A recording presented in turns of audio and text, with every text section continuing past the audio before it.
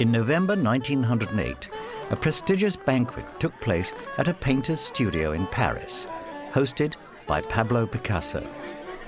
As the evening wore on, Picasso's guests enjoyed music, singing, dancing and drinking, as the guest of honor reveled in the center stage. This was a 64-year-old man whose art had now gained him the recognition that he'd longed for all his life. His name was Henri Rousseau.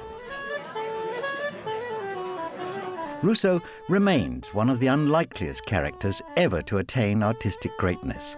His personality was naive and innocent, reflecting his own humble background. His trusting nature was often exploited by the practical jokers among his friends.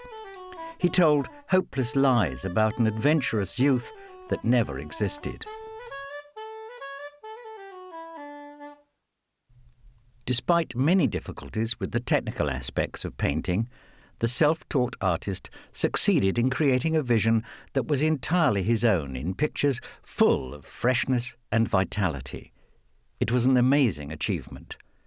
Rousseau was well into middle age before he even began to paint. He was an old man by the time his work was appreciated by the likes of Picasso. By then, he could bask in the glory of fame at last. Henri Rousseau's work was a complete break with academic painting, and it was this that inspired other artists like Picasso to admire him so much. Because he broke with academic painting quite unconsciously. He painted as he wished to and wanted to be recognized as an academic painter. But his naivety, his style was so outlandish. It provided delight for all those people who didn't like academic work at the period, at the time. His painting was an imaginative exercise. Avant-garde artists were looking for an escape or a way of escape or a clue as to how to free themselves from the straitjacket of the late Renaissance, the academic work. And here was a man, an artist, who was not from Africa, who was not from America. He was quite clearly an urban Western man, and yet he didn't see in the way that, his productions showed that he didn't see in the way that a Western civilized Renaissance man should be painting. So I think in that sense he was alongside all the other influences which were coming to bear, and he was unique. Henri Rousseau was born on the 21st of May, 1844, in the modest French town of Laval. He was the son of an ironmonger, and his family had no interest in the arts. Later in his life, Rousseau recalled his parents' lack of culture with some bitterness. But it's likely that they had little time for artistic matters. Life was hard in Laval. When Rousseau was 9 years old, the family finances collapsed, and his parents left the town, leaving their son behind at the local boarding school. Although he showed some promise in music and drawing, when he left school in 1860, it was to take a humdrum office job.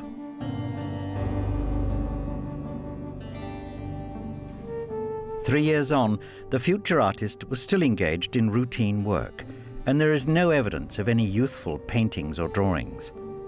But perhaps the creative spirit was already with him. In 1863, Rousseau was caught stealing from his employers. Although it was a small theft, his misdemeanor earned him a month in prison. Shortly afterwards, he decided to join the French army, a good move for a young man in search of adventure. But it is at this stage of Rousseau's life that fact and fiction become blurred. Rousseau was an ambitious man. He wanted to be known as a painter. He capitalized on the fact that people laughed at his work and made fun of him, and perpetuated rumors like the one he'd been fighting abroad, for example, which he hadn't been doing. And he suppressed other stories, like the fact that he'd stolen money or been accused of embezzlement. He liked to romanticize his life as he romanticised his art. In his later years, Rousseau loved to describe his adventures as a soldier. Many of these concerned a tour of duty in Mexico. In the mid-1860s, the French Emperor Napoleon attempted to install an ally as the Mexican emperor, and Rousseau claimed he had taken part in the fighting that resulted. He also alleged that his famous paintings of jungle scenes were inspired by what he had seen abroad. But it was all fiction. Rousseau never went anywhere near Mexico. Equally untrue was his claim to have fought heroically during the 1870 Franco-Prussian War. Throughout his life, Rousseau was happy to exaggerate his own achievements. The fundamental difference between what he perceived and what actually took place, or what actually occurred, reflects a man who really was living in an unreal world. And when we talk about truths or half-truths or lies, I don't think in terms of Henri Rousseau we can apply the same criteria that we would to other people, because his unreal, his half-truth world was to him real. Therefore, to talk about it as if it was real wasn't to him a half-truth or a lie. For all Rousseau's claims about his adventurous life, we know that by 1871 he was settled into the dull civilian job that would take up most of his life. After leaving the army, he moved to Paris to work for the French customs office at one of the city gates.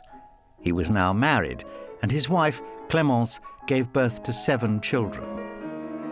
Sadly, 5 of them died in infancy.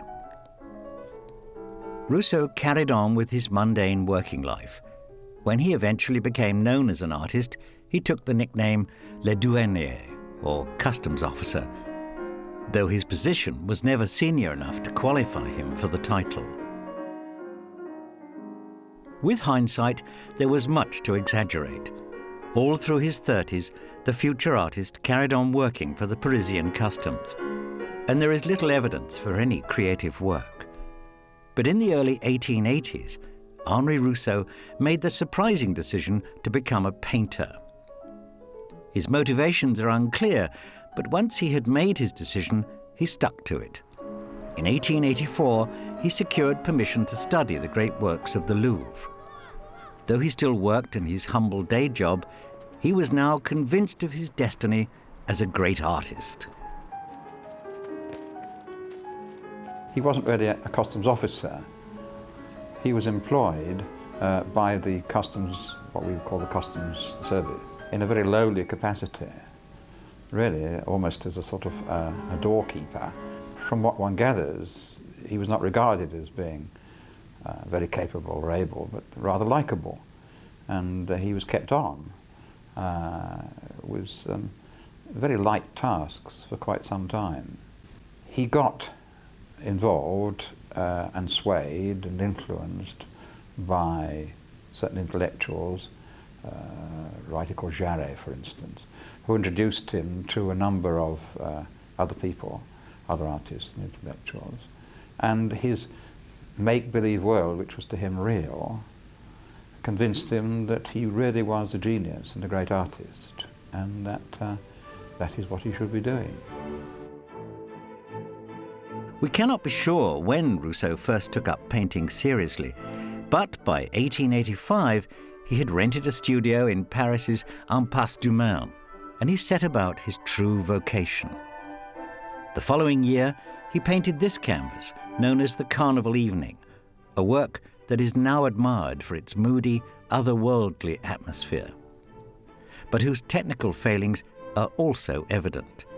The flat central figures appear to have been cut out of a book and pasted onto the canvas. When the work was first exhibited, it was greeted with a mixture of scorn and hilarity. Though it was an age when many new artistic visions were coming to the fore, Rousseau's efforts were seen as little more than the work of a child. But at least it was exhibited. In earlier years, a canvas like this could not have secured a public showing. Traditionally, the official Paris Salon had been the only place where artists could exhibit their work. But times were changing. The Impressionists had reacted against the academic formalism of the Salon with their own series of exhibitions starting in 1874. 10 years later, another unofficial showcase was established, the so-called Salon des Indépendants.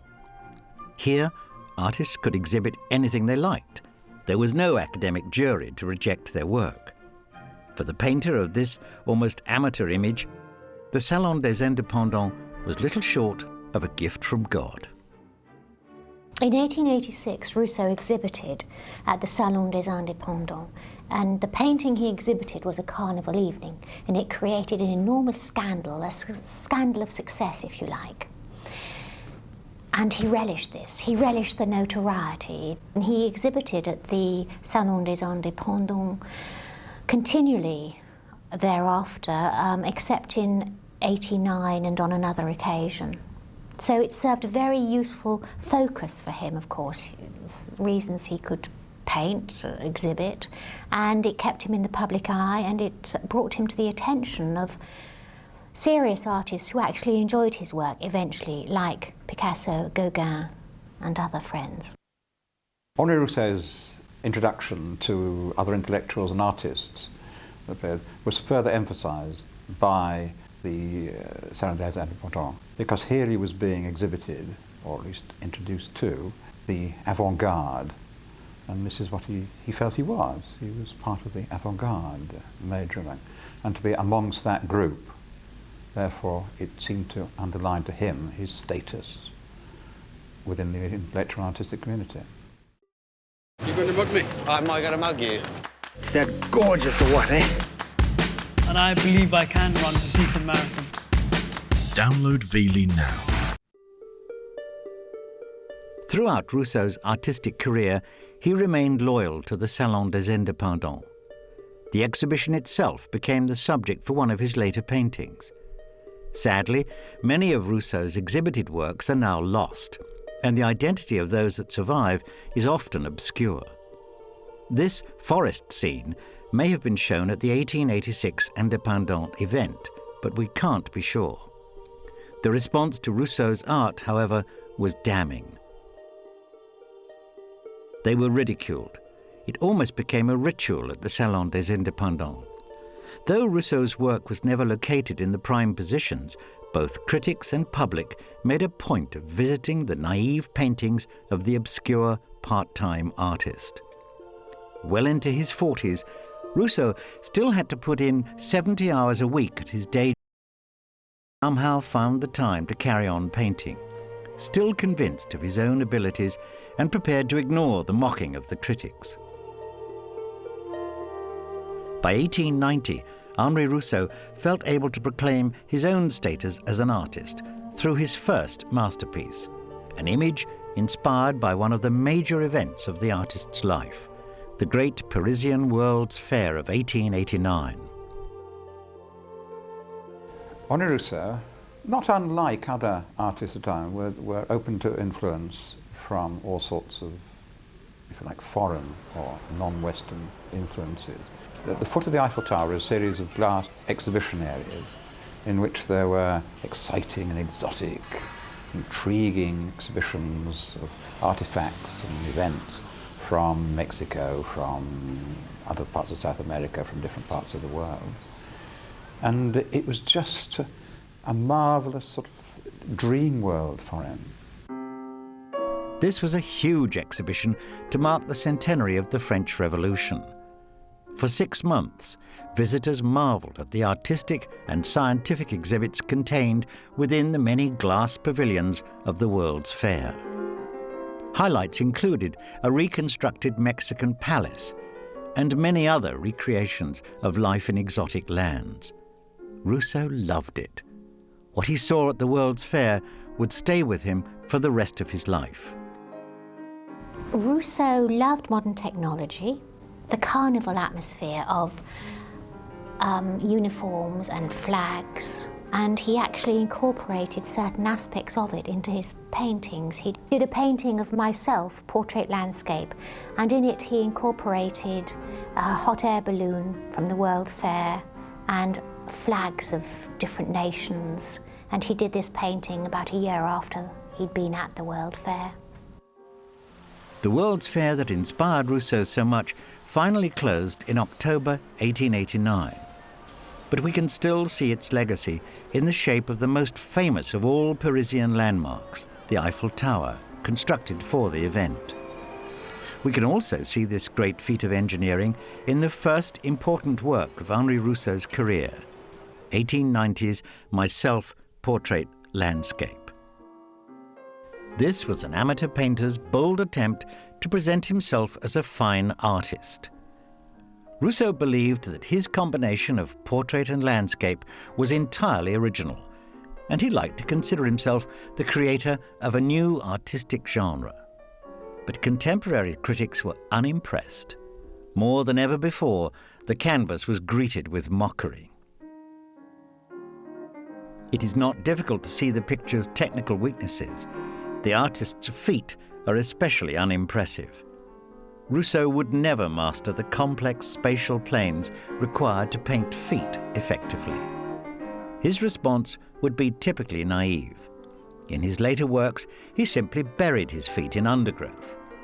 But despite the flaws of this earlier canvas, it succeeds as a whole in making a powerful impact upon the viewer.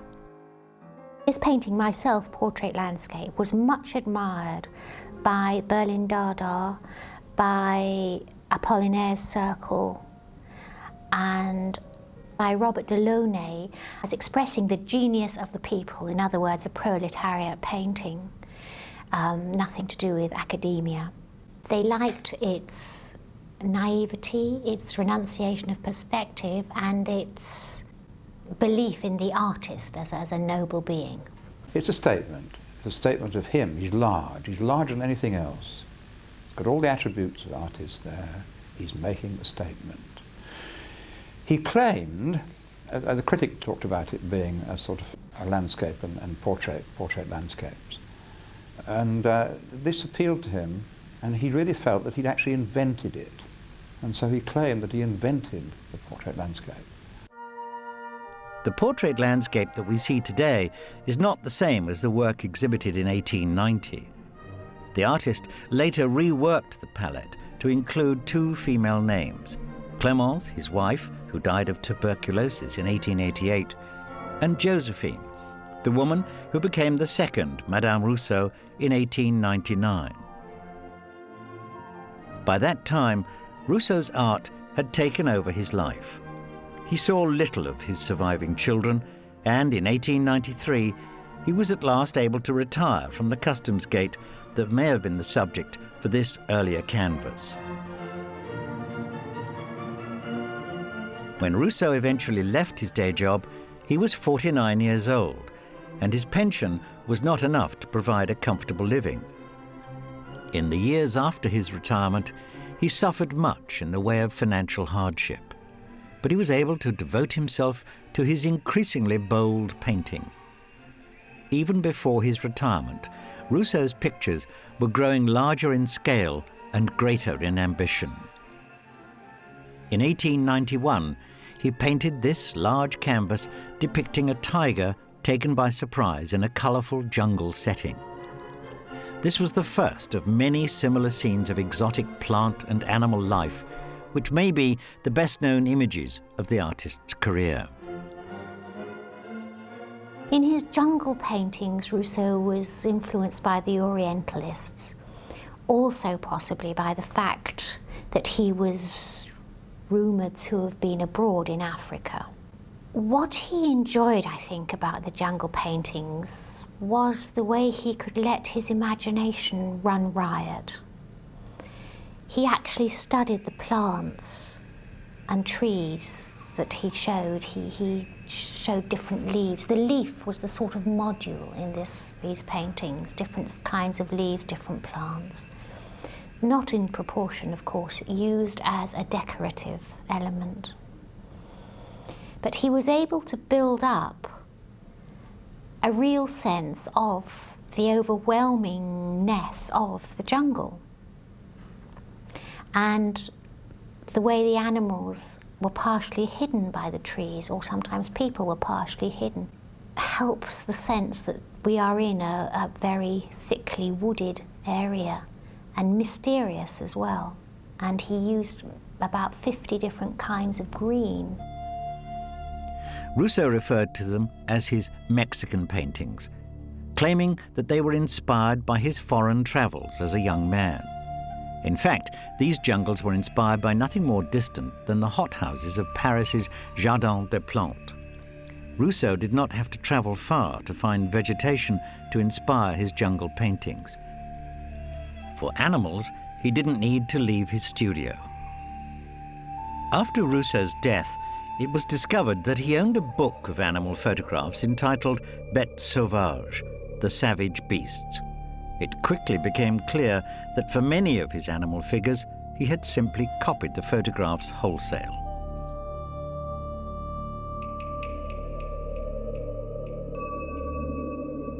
This is a Rousseau painting from late in the artist's career.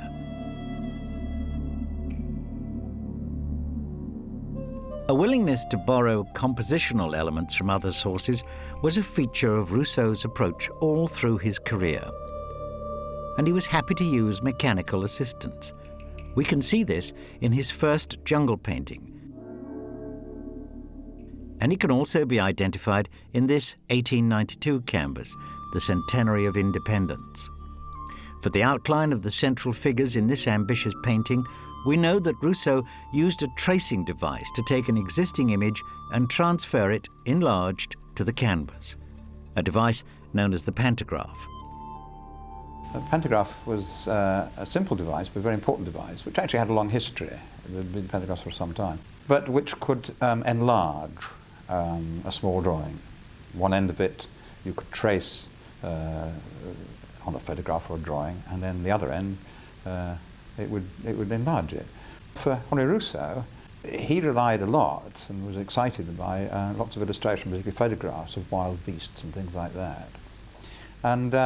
And he would be able to use that. He used that to trace out this, so he could enlarge it onto his canvas or paper.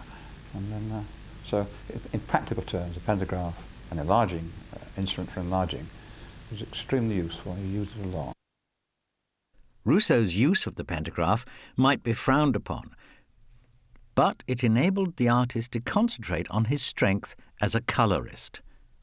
Shortly after completing this striking image, he met an individual who appreciated the naive freshness of his art. Around 1893, Rousseau became acquainted with the writer Alfred Jarry.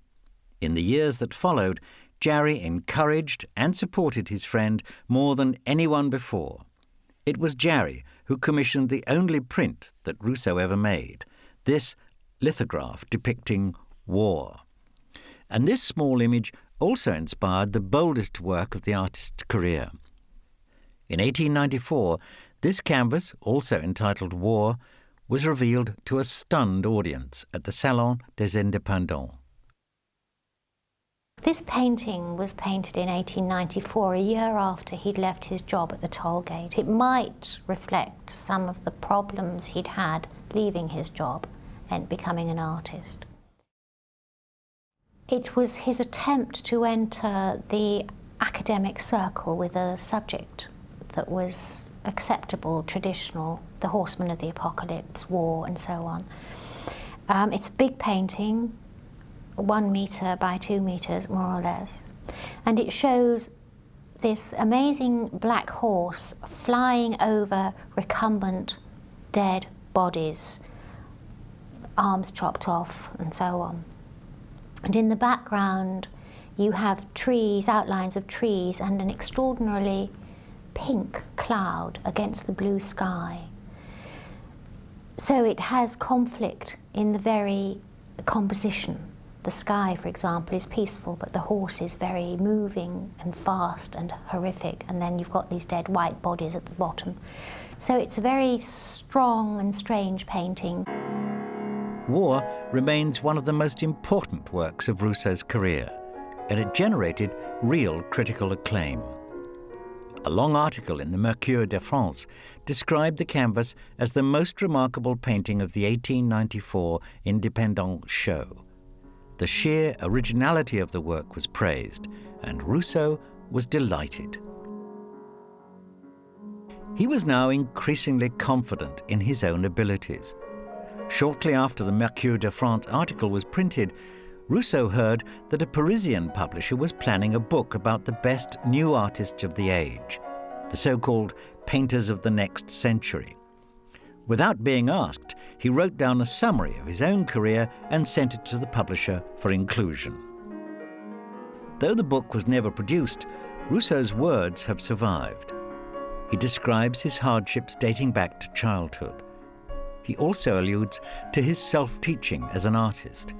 He names just 3 influences on his work: nature itself and 2 obscure academic painters, Gérôme and Clément. To this day, students of Henri Rousseau are fascinated by the sources of his artistic inspiration. It may be that his work was so original that we cannot really talk of influences at all. Rousseau was influenced by Gérôme and Clément, academic artists, possibly also by Géricault's raft of the Medusa in the early part of the century. He was also influenced by the Orientalists, especially, of course, in his later jungle paintings. We know that Rousseau admired Léon Bonnat, a portraitist and teacher whose paintings were characterized by an often dramatic use of black and white. Rousseau developed a similar enthusiasm.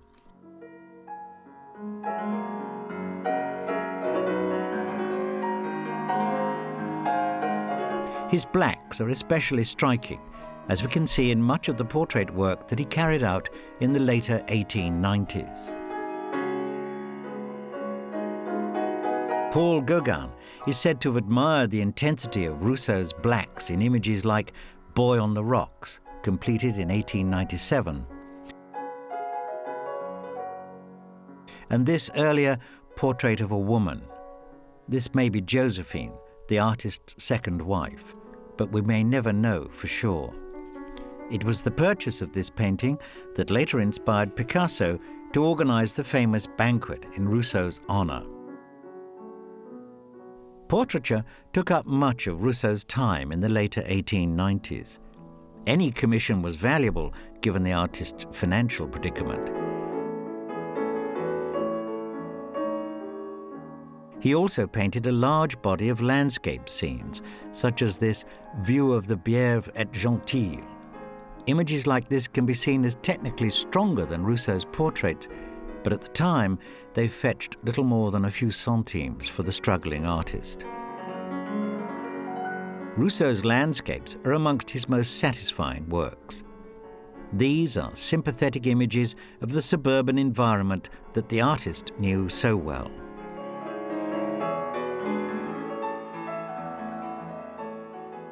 They do have weaknesses.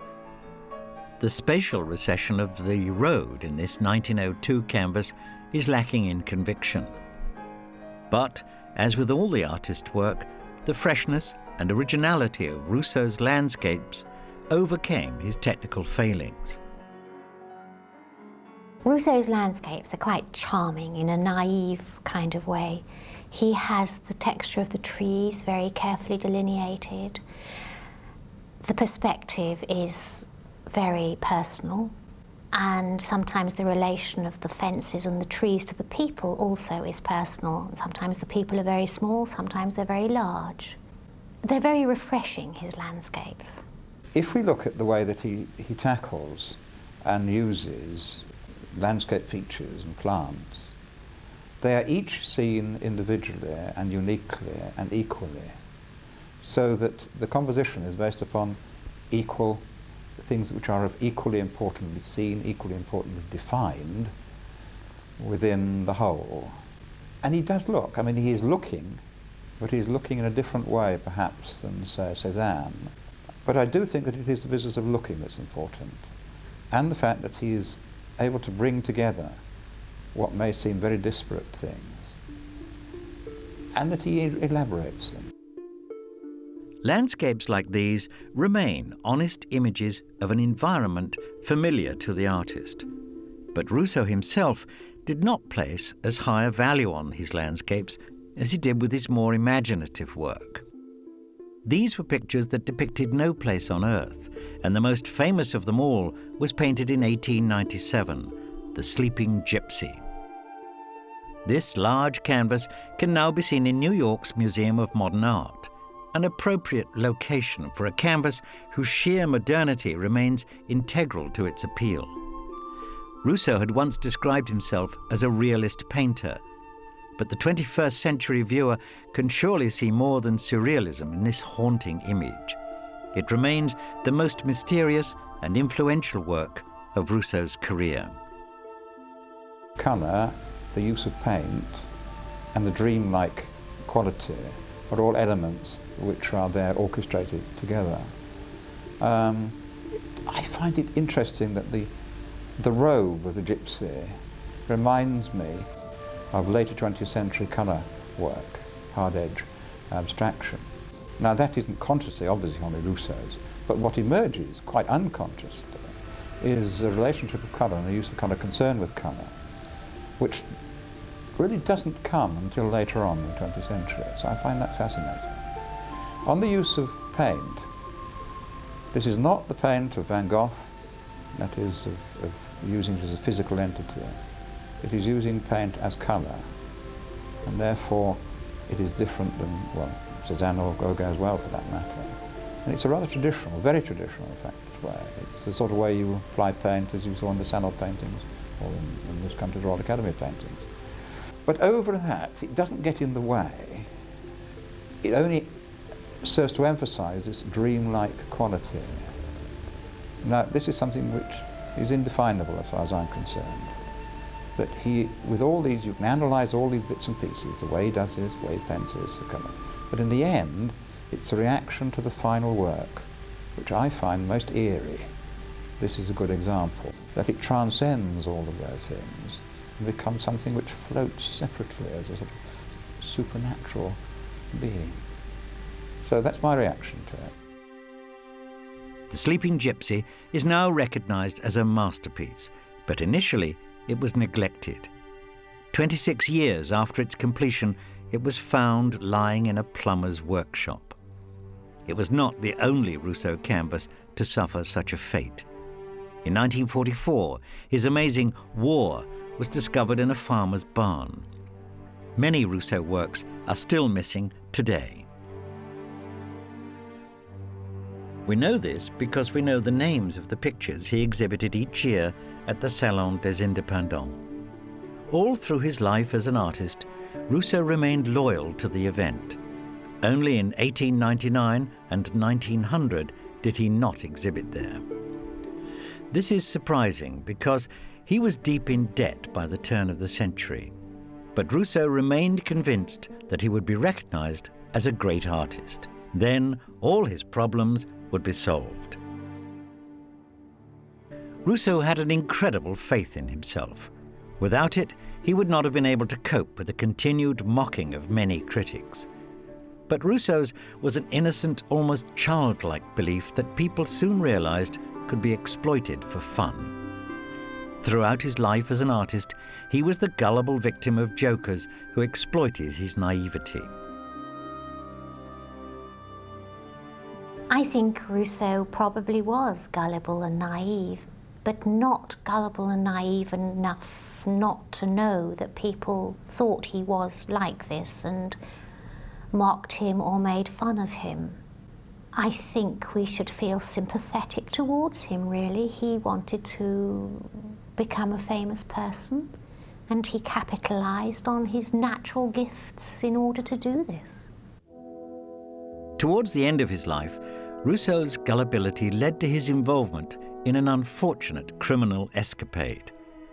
But his continuing problems with money may also have contributed. In the early years of the new 20th century, he was still in serious debt.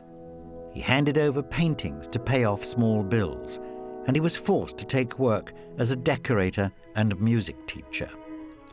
The self-taught artist also opened his own teaching studio. This might seem bizarre, but by 1903, Rousseau could at least point to the occasional successful canvas. That year, he sold this enigmatic image of a child for the sum of 300 francs. To Fate Baby is a picture that reveals the artist's ongoing technical problems.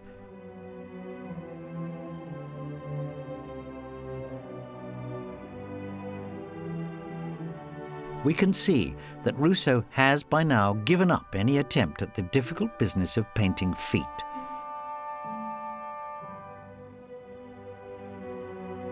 But by the time he created this portrait of Edmund Frank in 1906, his human images were finding buyers.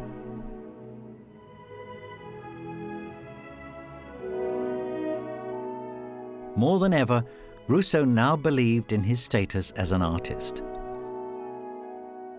This 1906 canvas confirms his confidence.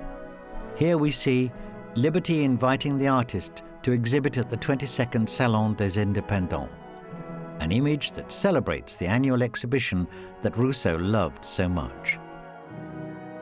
He still exhibited at the Salon des Indépendants every year, but by the time he created this image of celebration, he had also become involved with a new avant-garde event, the Salon d'Automne.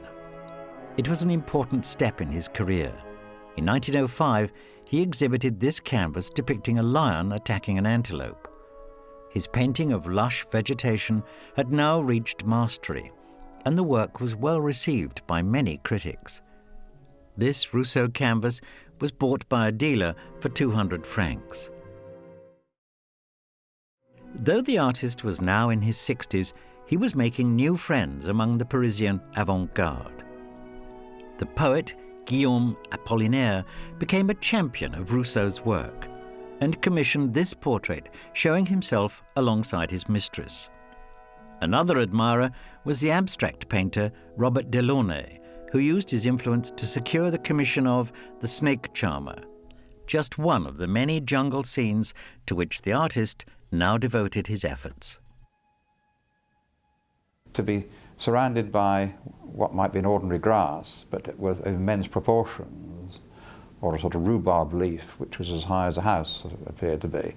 Part and parcel of his dream world. The jungle became a symbol for that which was unknown, frightening, exciting, colourful, full of sounds and fury and silence and all these sorts of things. Each leaf, each form is seen as an entity. By 1908, jungle scenes like this had helped to secure the artist's status among the Parisian avant-garde. Rousseau now took to inviting his new friends to social evenings at his home. Also invited were his neighbours, his students, and ordinary working folk, like the greengrocer, Père Junier, the subject of this 1908 canvas.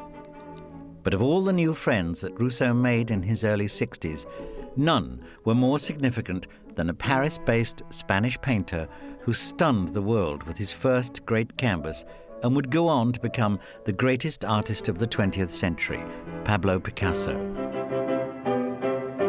What Picasso and his fellow artists admired in Rousseau's work was the imaginative quality, the way the artist followed his own intuition and his own feelings so honestly and directly, and was able to produce these paintings that people laughed at, but nevertheless went on producing them. It was really true to his own vision. In November 1908, Picasso visited a Parisian junk shop where he discovered this 1896 Rousseau canvas for sale. The asking price was just 5 francs. A delighted Picasso bought the picture immediately and decided to arrange a great banquet in celebration. It was the night when Henri Rousseau's faith in himself was finally rewarded. In 1908, Picasso was living in a run-down boarding house called Bateau Lavoir, where he also had his studio. And it was in his room in this building that he gave a banquet for Rousseau. Many of Picasso's friends, including his mistress Fernande, were gathered round the table with Rousseau, and they were waiting for food which actually never arrived. So it was a fiasco to start off with. But Rousseau was very happy talking about his paintings and himself. And everybody else got drunk on the wine that had already arrived, and sardines they had to eat. I don't really know what to make of this myself. It's gone down in history, but nobody else either seems to know whether Picasso was being truly sincere in fating Rousseau or just having another party. The feast took place at Picasso's own studio. There was music, there was singing, and there was dancing. There was also an element of farce when the host realized that he'd given his caterers the wrong day to deliver the party food. So a number of guests ventured out into the night to buy any sustenance they could as the merrymaking continued, with Rousseau at centre stage. Late in the evening, his friend Apollinaire decided to compose a poem in his honour, and his words of praise have survived to this day. Glorious painter of our dear Republic, your name is the flag of the proud independence, and it is in white marble wrested from the Pentelic that your features will be sculpted, pride of our age. Rousseau left Picassos Banquet at dawn. He was tired, but he must have felt an intense sense of pride. All his faith had paid off. He was now a successful artist, but he was still a gullible man. And even as he parted with Picasso, he knew that a serious court case was looming against him. Having been duped by a so-called friend into opening a false bank account, Rousseau faced a jail sentence for fraud. But when the case came to court in January 1909, he escaped with a suspended sentence. In the end, it was the obvious naivete of his character that saved him, and his paintings were displayed in court as evidence of his childlike simplicity. Rousseau was free to carry on painting, and as he entered his final years, it was jungle scenes that provided the subject matter for his work. He was now aware of the talents he possessed, and it was his skill with colour that pleased him most. When one friend came to Rousseau's studio, he found the artist at work on one of his jungle pictures. The visitor was informed that no less than 22 greens had already been used in the composition of the painting. In Rousseau's depictions of nature, forest, landscapes, he's quite a skillful colourist, I would say. Not naturalistic, but he gets across the effect he wants. He's quite a brash colourist, not subtle, doesn't indulge in tonalities very much. I don't think his colour is the most important part of his work. I think it's an element that adds to the dreamlike, hallucinatory quality of his paintings. Colour he was excited by. In the end result, of course, was that if we take, say, the colour green and foliage and plants, he managed to get a wide variety, a considerable variety of colour, of variation of colour, of definition. So it was, in that sense, by accident, became very sophisticated, although it wasn't sophisticated. Contradiction in term. In 1910, Rousseau knew that he was approaching the end of his life. Increasingly ill, he decided to pull together all the strands of his art in one enormous final canvas. The Dream, a remarkable jungle image created by a man who had never seen a jungle in his life. Here we can see the atmosphere and mood that characterizes Rousseau's greatest work.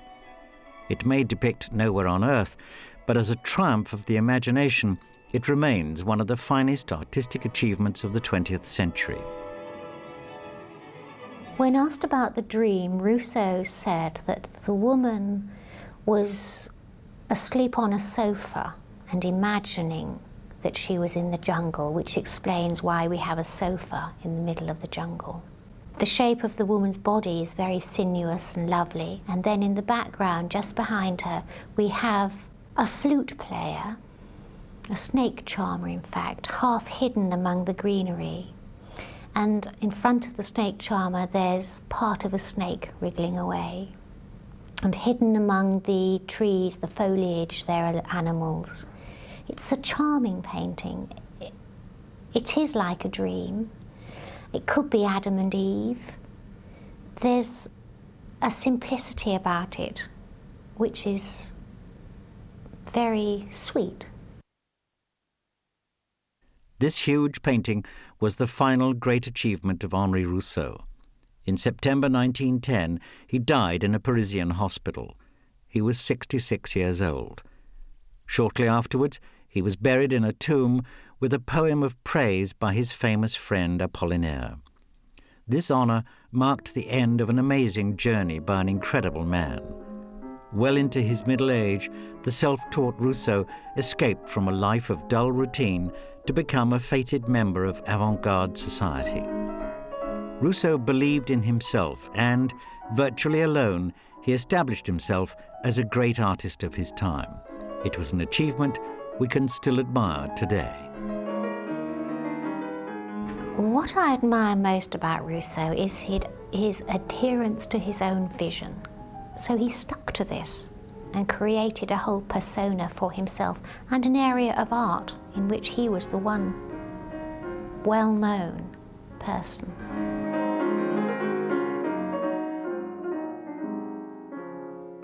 What I find most important about Henri Rousseau's work is its simplicity, its directness.